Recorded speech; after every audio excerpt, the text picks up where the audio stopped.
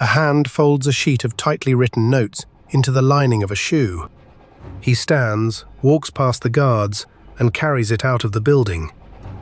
This was the most secret archive on Earth, and he was its clerk.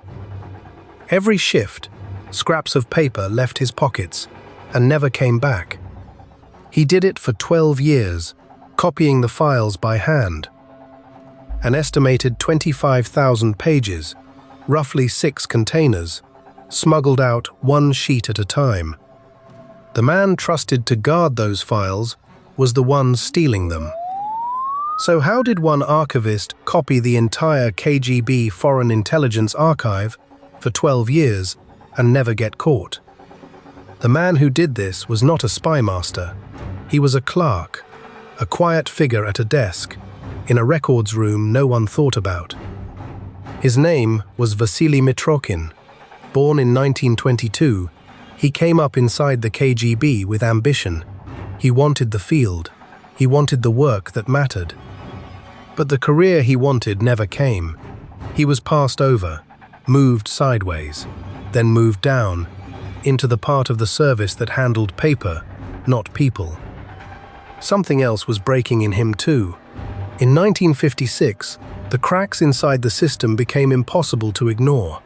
The promises and the reality had stopped matching. Then came 1968.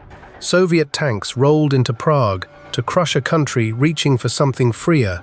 For Mitrokhin, that was the line. The doubt became something colder. His new posting carried a quiet, enormous title. He was made an archivist of the first chief directorate, the foreign intelligence arm of the KGB. Think about what that meant. Every operation abroad, every recruited agent, every secret the KGB held on the West eventually passed across his desk as paper. He was the man they trusted to sort it, check it, and keep it safe, to guard the most sensitive files the Soviet Union owned. And that is exactly why no one watched him. He was vetted, cleared, invisible, a bored functionary, surrounded by drawers no one else bothered to open. But inside that quiet, the anger did not fade. It compounded. Every file he handled was proof of a system he had stopped believing in. So, a thought began to take shape. The truth sitting in these drawers should not die in the dark with the men who buried it. Here is the mismatch at the center of everything. The man the KGB trusted to guard its files was the one who would steal them. But knowing the secret and walking it out the door are two different things. He could not photograph it. He could not carry a single file past the guards. So how does one clerk copy the KGB's entire foreign archive by hand and never get caught? So the most secret archive on Earth handed its keys to a man who had stopped believing in it, and he started to copy it. He could not carry a single file out the door. Every page was logged. Every cabinet was watched. So he memorized instead. Memory was not enough.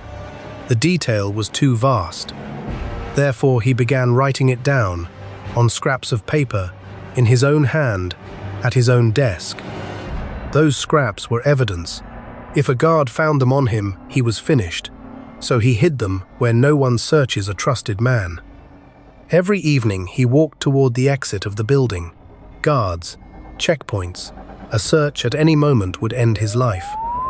How do you carry stolen secrets past an armed checkpoint? Not once, but every single day, for 12 years, and never be caught? The answer was that no one was looking for it. He was the archivist. He was the one they trusted to protect the files. Trust was his cover, but trust only got the paper out of the building. The dangerous work began when he got home. Each night he emptied his pockets and rewrote every scrap in full. He expanded the shorthand into clean, ordered notes by hand. The rewritten pages were cleaner, which made them far more dangerous. A finished record of the archive could hang every agent in it. He did this for years, roughly from 1972 to his retirement in 1984. The same routine, never broken, never rushed. Day by day, the pile grew. A handful of scraps became a notebook became a drawer became a problem. Every page he saved was a page that could destroy him. The more he copied, the more he had to hide. A search of his apartment would have ended everything in a single afternoon. The pages could not stay in the flat. By the time he was finished, the notes ran to an estimated 25,000 pages. Enough to fill containers, enough to bury a man. He had copied the secret history of Soviet foreign intelligence by hand. Now he faced the question that could still get him killed. Where do you hide an estimated 25,000 pages of stolen secrets from the one organization built to find exactly this? So the question the KGB never thought to ask sat in a quiet village outside Moscow. Where do you hide a secret this big? The answer was the most ordinary place a Soviet family could own.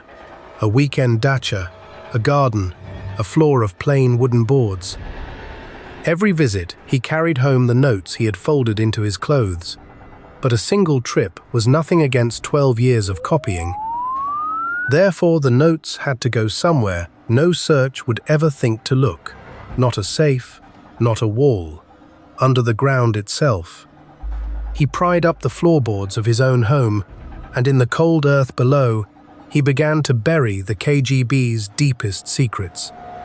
The notes went into milk churns and tin trunks, battered metal containers, sealed tight against the damp, lowered into the dark. When the space under the floor filled, the garden took the overflow. Containers sank beneath the vegetable beds and the cold soil. This was not one frantic night. It was a routine.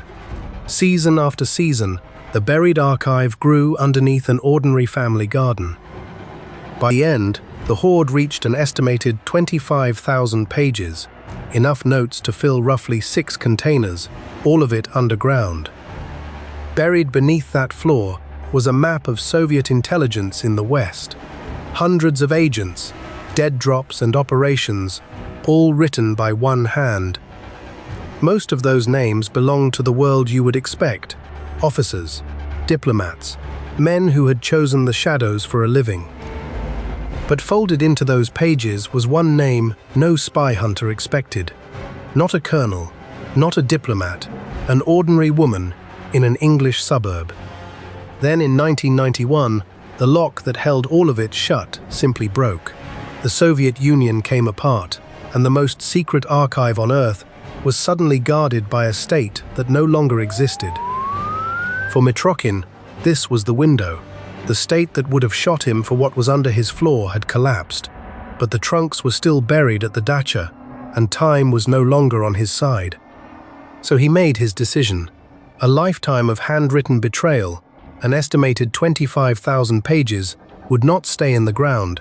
He would carry it west himself and offer it to whoever would take it. His first choice was the Americans. In 1992, he carried a sample of his notes to a United States embassy in the newly free Baltics and laid the most damaging intelligence in a generation on the table. But the Americans turned him away. To them, an unannounced retired clerk with a suitcase of copied secrets read like a trap, and they let the most important walk-in of the decade walk back out the door. Think about where that left him. A man holding the KGB's own foreign intelligence archive, exposed, unprotected, and just rejected by the one power he assumed would want it most. So who takes a man like that in? He turned to the British. He walked into the offices of British intelligence, MI6, and this time the sample in his hands was read by people who understood exactly what they were looking at. The British said yes. They grasped at once that the trunks at the dacha were not a single defector's story. They were a map of Soviet penetration reaching into the heart of the West. So they moved fast. In 1992, MI6 quietly exfiltrated Mitrokhin, his family, and the archive out of the former Soviet Union and into Britain. The man no one had been watching was out, and so was everything he had spent 12 years burying. Now, for the first time, the trunks could be opened in safety and read. And what was inside was not a list of Russians, it was a list of people in the West. Across many countries, the notes named hundreds of agents and contacts who had quietly served Moscow for years. And folded into those estimated 25,000 pages was a single name, no spy hunter expected, not a colonel, not a diplomat, an ordinary woman in an English suburb. She had not stolen battle plans or troop maps. She had handed Moscow something far heavier, and she had done it for decades, from a quiet street where no one ever thought to look. Britain now held the archive. The names were on the table, but before any of them could be made public, one question had to be answered first. What, exactly, had this quiet woman given away? So what was actually in the trunks? The answer was not maps, or weapons, or war plans. The answer was names. Hundreds of agents and contacts, written down by hand, scattered across many countries. People who had spent decades passing secrets to Moscow, while their neighbors never suspected a thing. But buried inside those pages was the one name no spy hunter expected. Not a colonel, not a diplomat, an ordinary woman in an English suburb. Picture the street, a quiet row of brick houses, net curtains in the front window, a garden anyone would walk past without a second look. Inside, a kettle on the stove, a cardigan over the chair, a great-grandmother who tended her vegetables and made tea for the neighbors. Her name was Melita Norwood, and to the people on her street, that was the whole story. But it was not the whole story. For decades, this ordinary woman had been passing British atomic research secrets to the KGB. In the archive, she had a code name, Hola, earlier, Tina, one quiet kitchen window, and a direct line into a nation's most guarded science. Sit with that for a moment. The most ordinary person on the street, and one of the longest-running secrets in the trunks. Here is why she matters more than any colonel in those pages. A spy you can picture is a spy you can hunt. Nobody pictured her. And she was not alone in those trunks. The same pages named illegals living under false identities, dead drops in city parks, hidden caches left ready for sabotage. Therefore, the quiet great-grandmother was not the exception. She was the face of all of it. The whole betrayal, made human, 2 streets over from people just like you. For years, all of this stayed sealed inside the trunks. The names sat in the dark, copied by hand, waiting. Then, in 1999, the names came out, not in a courtroom, in print, for the entire world to read. And a country that thought its secrets were safe woke up to find them spread across the morning papers. Suddenly, the question was not how one clerk had copied an archive, it was how many of these quiet, trusted people had been hiding in plain sight all along. Because if a great-grandmother on a quiet street could carry a nation's secrets for decades, the only real question left was who else was in those pages. In 1999, the notes Mitrokhin had buried under his floor became a book. Christopher Andrew published the Mitrokhin Archive, and the quiet clerk's handwriting became public record. A second volume followed in 2005. Together, they laid out what one archivist had carried out of the most secret building in the Soviet Union, page by page, for 12 years. For years, critics asked whether one man's handwritten notes could really be trusted. But the answer was sitting in a stack of buried containers, waiting to be opened. In July 2014, the originals were opened to researchers at the Churchill Archive Centre in Cambridge. Therefore, anyone could now hold the proof in their own hands. Historians put the scale plainly. The archive exposed hundreds of agents and contacts across many countries, a map of Soviet penetration no Western service had ever seen whole. And the human face of all of it was a woman in an English suburb. Melita Norwood had passed atomic secrets for decades, and no one watching her garden ever guessed. Remember how this began. A clerk folding paper into the lining of his shoe, walking past guards who never looked twice. The most damaging archivist in intelligence history was not a master spy. He was a man no one was watching, in a room no one thought to guard. The agent he exposed was a grandmother gardening 2 streets over.